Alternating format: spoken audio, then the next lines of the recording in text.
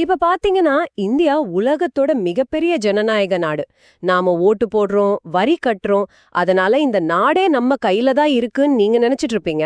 ஆமா, பொதுவா எல்லாரும் அப்படிதான் நினைப்பாங்க. ஆனா இங்க தான் ஒரு பெரிய முரண்பாடு இருக்கு. உங்க தெருவுல ஒரு குடிநீர் குழாய் உடைந்தா அதை சரி செய்ய உங்க ஊர் பஞ்சாயத்துக்கோ அல்லது கவுன்சிலருக்கோ இந்த நாட்டோட மொத்த நிதியில வெறும் 3% தான் அதிகாரம் இருக்கு. வெறும் 3% தான், அது ரொம்ப குறைவு. ஆமா, அதுவே ஜனநாயகமே இல்லாத சீனாவுல உள்ளாட்சி அமைப்புகள் அவங்க நாட்டின் மொத்த நிதியில 51% கட்டுப்படுத்துறாங்க. உலகத்தோட மிகப்பெரிய ஜனநாயக அமைப்புக்கு ஏன் இவ்ளோ சின்ன இன்ஜின் இருக்கு? இது ஒரு நல்ல கேள்வி. இந்த ஆழமான பகுப்பாய்வுக்கு உங்களை வரவேற்கிறேன். இன்னைக்கு நாம அலச போற விஷயம் the fault lines of Indian democracy அப்படிங்கிற புத்தகத்தோட குறிப்புகள்ல இருந்து எடுக்கப்பட்டது. கண்டிப்பா. இந்த தரவுகள் நிறைய உண்மைகளை வெளிச்சம் போட்டு காட்டுது. அதாவது இந்திய ஜனநாயகம் நிஜமாவே மக்களுக்காக வேலை செய்தா இல்ல அதிகாரம் இன்னும் மேல்தட்டுல இருக்கிற சிலரோட கைகள்ல மட்டும்தான் சுருங்கி கிடக்கிறதா? இந்த பெரிய கேள்வியை தான் இன்னைக்கு நாம டீகோட் பண்ண போறோம். நிச்சயமா. இங்க நம்ம கவனிக்க வேண்டிய முதல் விஷயம் என்னன்னா, தத்துவார்த்த ரீதியா ஒரு ஜனநாயகம் எப்படி இருக்கணும் அப்படிங்கறத விட கிரவுண்ட் ரியாலிட்டியில அது எப்படி வேலை செய்யுது அப்படிங்கறது தான் ரொம்ப முக்கியம். கரெக்ட். நாம வெறும் காகிதங்கள்ல இருக்கிற சட்டங்களை பத்தி பேச போறதில்ல. ஒரு சாமானிய மனுஷன் தினமும் அரசியல் இயந்திரத்தை அணுகும்போது என்ன நடக்குது, அங்க அதிகாரம் எப்படி செயல்படுது அப்படிங்கிற நிஜத்தை பத்தி தான் பேச போறோம். அப்போ இங்கேந்தே ஆரம்பிக்கலாம். ஜனநாயகம்னாலே அதிகாரம் மக்கள் கிட்ட இருக்கணும். ஆனா நீங்க கொடுத்த அந்த 3% தரவு ரொம்பவே அதிர்ச்சியா இருக்கு. ஆமா, அது பலருக்கும் தெரியாத ஒரு விஷயம். நாம மேயர்களை தேர்ந்தெடுக்கிறோம், பஞ்சாயத்து தலைவர்களை தேர்ந்தெடுக்கிறோம். அப்புறம் எப்படி அவங்க கிட்ட வெறும் 3% நிதி மட்டும்தான் இருக்கு? மீதி பணம், அதிகாரம் எல்லாம் எங்க போகுது? அதுதான் இந்திய அமைப்போட மிகப்பெரிய டிசைன் ஃப்ளா. அதாவது அதிகாரம் பரவலாக்கப்படணும்னு சட்டம் சொல்லுது. ஆனா நடைமுறையில அதிகாரம் முழுசும் டெல்லியிலயோ அல்லது மாநிலங்களோட தலைநகரங்கள்லயும் தான் குவிக்கப்பட்டிருக்கு. ஓ, மேலேயே தங்கிடுதுன்னு சொல்றீங்க. அதேதான், நிதியை கட்டுப்படுத்துற அதிகாரம், திட்டங்களை வகுக்கிற அதிகாரம் எல்லாம் மேல்மட்டத்தில் இருக்கிற அரசாங்கத்துக்கிட்டையும் அதிகார வர்க்கத்துக்கிட்டையும் தான் இருக்கு. உள்ளாட்சி அமைப்புகளுக்கு பொறுப்புகள் இருக்கு, ஆனா அதை செயல்படுத்துறதுக்கான நிதி சுதந்திரம் இல்ல. இத பார்க்கும்போது எனக்கு ஒரு சுவாரஸ்யமான ஒப்பீடு தோணுது. இந்திய ஜனநாயகம் பார்க்கறதுக்கு வெளியே மிக பிரம்மாண்டமான பல கோடி ரூபாய் மதிப்புள்ள ஒரு விலை உயர்ந்த கார் போல தெரிகிறது. நல்ல ஒப்பீடு. ஆனா அதோட பானட்டை திறந்து பார்த்தா உள்ள இருக்கிற வெறும் 800 சிசி இன்ஜின். அந்த இன்ஜின் தான் உள்ளாட்சி அமைப்பு. இதனால தான் நாம எவ்ளோ ஆக்சிலரேட்டரை மிதிச்சாலும் வண்டி மெதுவா போகுதோ. அந்த ஒப்பீடு ரொம்பவே சரியா பொருந்தது. உள்ளாட்சி அமைப்புகள் ஸ்ட்ராங்கா இருக்கிற நாடுகள் தான் ரொம்ப வேகமா வளர்ச்சி அடையும். ஆமா, அது லாஜிக்கல் தானே. கண்டிப்பா.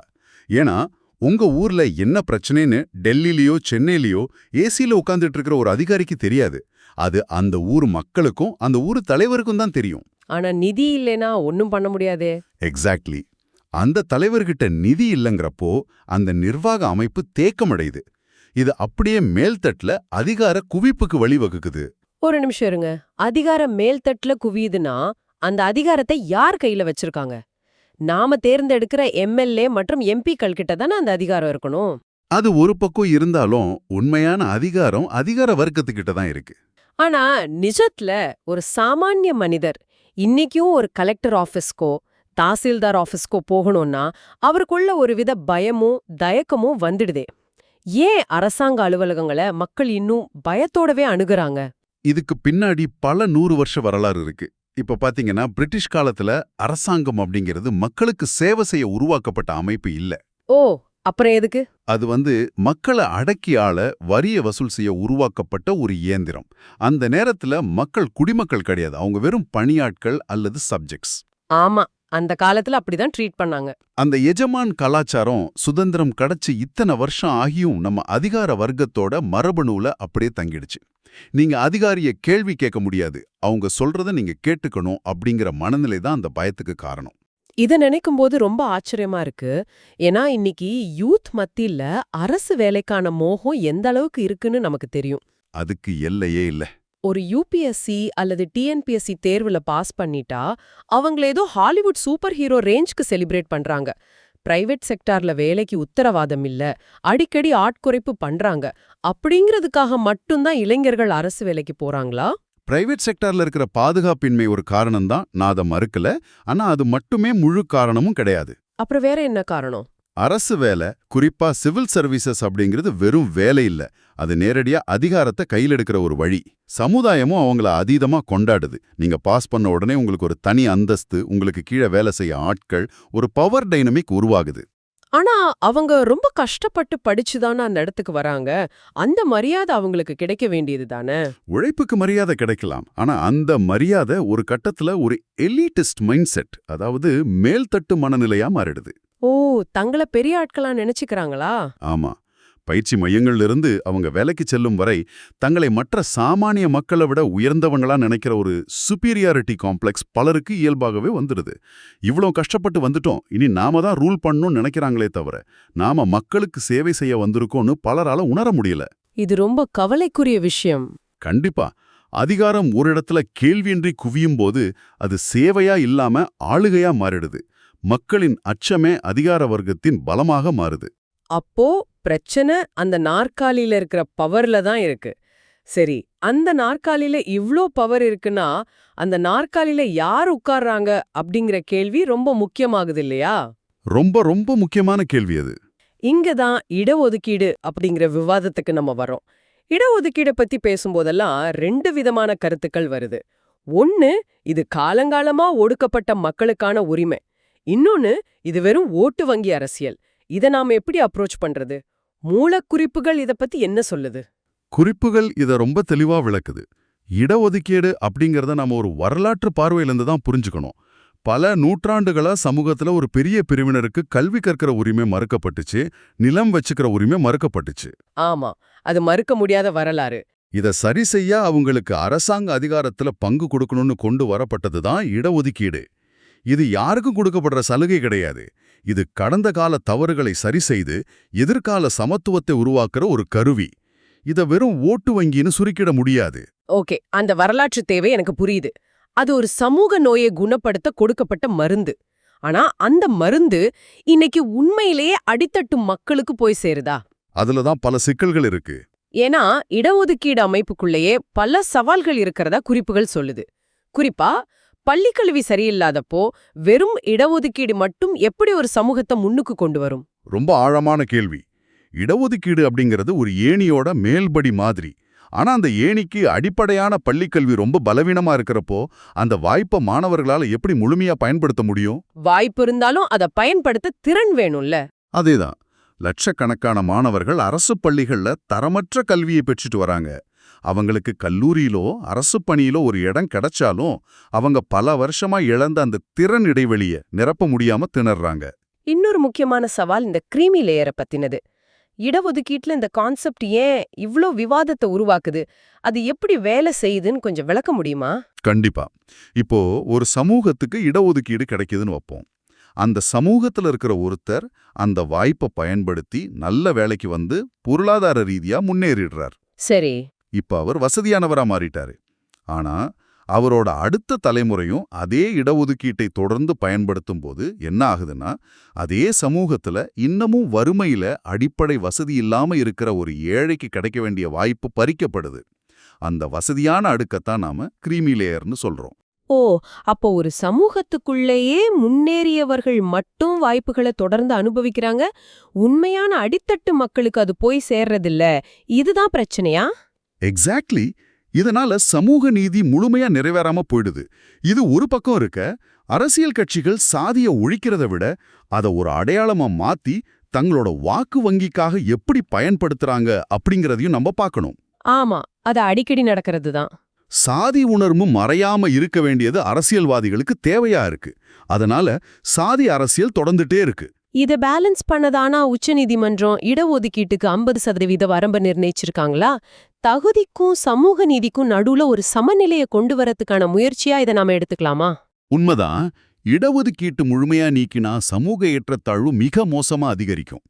அதே சமயம் அது 100% வரைக்கும் எந்த எல்லையும் இல்லாம போனா மெரிட் என்ன ஆகுது அப்படிங்கிற கேள்வியும் நிர்வாகத்திறன் சார்ந்த பிரச்சனைகளும் வரும். அதனாலதான் சட்டம் இந்த ரெண்டுக்கும் நடுவுல ஒரு சமநிலையை உருவாக்க முயற்சிக்கிறது. ஆனா இங்க எனக்கு ஒரு பெரிய சந்தேகம் வருது. நீங்க இடஒதுக்கீடு வழியா உள்ள வந்தாலும் சரி, இல்ல மெரிட் வழியா உள்ள வந்தாலும் சரி, அந்த மாணவர்களுக்கு கிடைக்கிற கல்வியோட தரம் எப்படி இருக்கு? அது ஒரு மிகப்பெரிய கேள்விக்குறி. நம்ம ஊர்ல நிறைய பேர் டிகிரி வாங்குறாங்க, ஆனா வேலை வாய்ப்பின்மை ரொம்ப அதிகமா இருக்கே. நம்ம கல்வி அமைப்பு உள்ள எதுவும் இல்லாத ஆனா வெளிய பளபளப்பா இருக்கிற காலி பெட்டிகளை தயாரிக்கும் தொழிற்சாலை போல மாறிடுச்சா? உங்க காலி பெட்டிய ஒப்பீடு 100% சரி.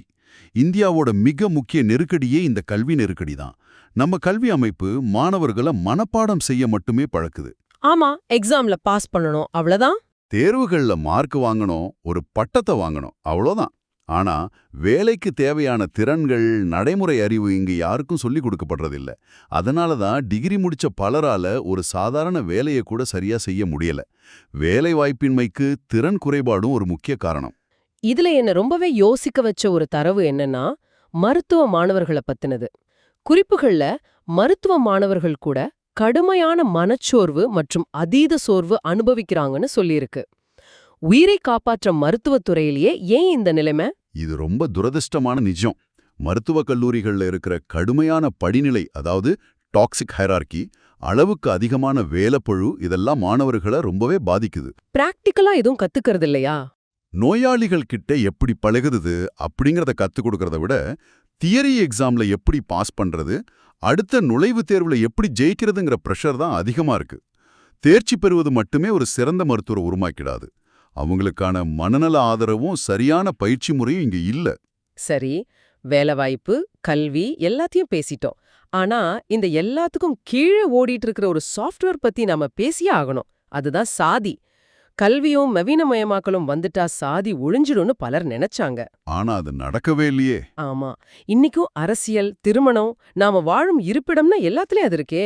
இதுல எனக்கு ரொம்ப ஷாக்கிங்கா இருந்த விஷயம் வெளிநாடுகள்ல வாழ்ற இந்தியர்கள் பத்தினது. ஓ, அந்த இந்தியன் டயாஸ்போரா விஷயம். ஆமா. நம்ம ஆட்கள் அமெரிக்காவுக்கோ லண்டனுக்கோ போகும்போது வெறும் ஊறுகாய் மட்டும் பேக் பண்ணிட்டு போகல. தங்களோட சாதி பெருமையும் சூட்கேஸ்ல அடைச்சு எடுத்துட்டு போயிருக்காங்க. சிலிகான் வேலியில வேலை பார்க்குற ஒருத்தருக்கு ஏன் இன்னும் சாதி முக்கியமா இருக்கு? இது ஒரு மிகப்பெரிய சமூகவியல் முரண்பாடு. நீங்க எவ்ளோ பெரிய டெக்னாலஜி கம்பெனில வேலை செஞ்சாலும் உங்களோட அடிப்படை சமூக அடையாளம் சாதியை சுற்றியே கட்டமைக்கப்பட்டிருக்கு. நிபுணர்கள் இதோட ஆணிவேரை ரொம்ப தெளிவா சொல்றாங்க. அதுக்கு பேரு எண்டோகாமி, அதாவது உள்சாதி திருமணம். உள்சாதி திருமணம்னா தங்களோட சாதிக்குள்ளேயே திருமணம் செஞ்சுக்கிறது. சரியா? அதுக்கும் சாதி தொடர்றதுக்கும் என்ன சம்பந்தம்? அதுதான் முழு சம்பந்தமே. நீங்க சாதிக்குள்ளேயே கல்யாணம் பண்ணும்போது உங்களோட சொத்து, உங்களோட சமூக வலைப்பின்னல் எல்லாமே அந்த ஒரு குறுகிய வட்டத்துக்குள்ளேயே சுத்துது. யார் யாரை கல்யாணம் பண்ணிக்கலாம் அப்படிங்கிற விதியை நீங்க ஸ்ட்ரிக்டா ஃபாலோ பண்ற வரைக்கும் சாதி அமைப்பு அழியவே அழியாது. ஓ, அப்ப அது ஒரு லூப் மாதிரி தொடருது. அதேதான். நீங்க நாட்டை விட்டு போனாலும் இந்த விதியை நீங்க அங்கேயும் ஃபாலோ பண்றதுனால தான் சாதி உங்களை விட்டு போகல. ஆனா இளைய தலைமுறையினரிடம் மெதுவான மாற்றங்கள் தென்படுவதையும் நாம பார்க்கலாம். அப்போ இந்த லூப்ப உடைக்கவே முடியாதா? நம்ம கிட்ட இவ்ளோ பெரிய பிரச்சனைகள் இருக்கு. பவர் ஒரு இடத்துல குவியுது, அதிகார வர்க்கம் பயமுறுத்துது, கல்வி அமைப்பு காலியா இருக்கு, சாதி இன்னமும் நம்மள விடல. இது மாற என்னதான் வழி? சிஸ்டம் மாறணும்னா சில அடிப்படையான விஷயங்களை நம்ம சரி செய்யணும். முதல்ல தரமான பள்ளிக்கல்வி எல்லாருக்கும் கிடைக்கணும்.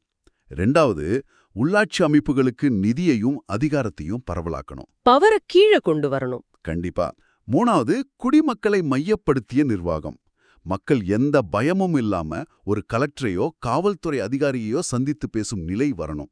அதிகாரிகளுக்கு பொறுப்புக்கூறல் ரொம்ப முக்கியம். உண்மையான பயனாளிகளை சென்றடையும் இடஒதுக்கீடு வரணும். சாதி அரசியலை நாம குறைக்கணும். ஃபீஸ்கள் அதிகாரம் செலுத்துற சிம்மாசனங்களா இல்லாம மக்களுக்கு சேவை செய்யற இடங்களா மாறணும். நாம இவ்வளவு நேரம் ஒரு மிகப்பெரிய சிஸ்டத்தை அலசி ஆராய்ஞ்சோம். ஆமா, நிறைய விஷயங்களை கவர் பண்ணிருக்கோம். ஆனா இந்த விவாதத்தை முடிக்கும்போது உங்களுக்கு ஒரு புதிய சிந்திக்க தூண்டும் கேள்வியை நான் முன்வைக்க விரும்புறேன். இன்னைக்கு செயற்கை நுண்ணறிவு, அதாவது ஏஐ, ரொம்ப வேகமா வளர்ந்துட்டு வருது. ஒருவேளை எதிர்காலத்துல ஒரு தாசில்தார் அலுவலகமோ இல்ல ஒரு கலெக்டர் அலுவலகமோ முழுமையா ஏஐ மூலமா இயங்குனா எப்படி இருக்கும்? வாவ், அது ஒரு பெரிய மாற்றமா இருக்கும். அங்க மனித அதிகாரிகளே இல்லைனா அதிகார வர்க்கத்தோட இந்த மேலாதிக்கம் குறையுமா? ஒருவேளை அப்படி நடந்தா இந்த அரசு வேலைக்கான பவர் மோகம் அழிஞ்சு போகுமா? அல்லது இந்த தொழில்நுட்பத்தை யாரு நிர்வகிக்கிறாங்களோ அவங்க ஒரு புதிய அதிகார வர்க்கமா மாறுவாங்களா? அந்த பளபளப்பான கட்டிடத்தை இனி மனிதர்கள் இல்லாம இயந்திரங்கள் நிர்வகித்தால் என்ன நடக்கும்? நீங்களே சிந்தித்து பாருங்கள். ரொம்ப ஆழமான சிந்தனை இது. இந்த ஆழமான பகுப்பாய்வுல எங்களோடு இணைந்தமைக்கு ரொம்ப நன்றி. மீண்டும் இன்னொரு சுவாரஸ்யமான தேடலில் சந்திப்போம்.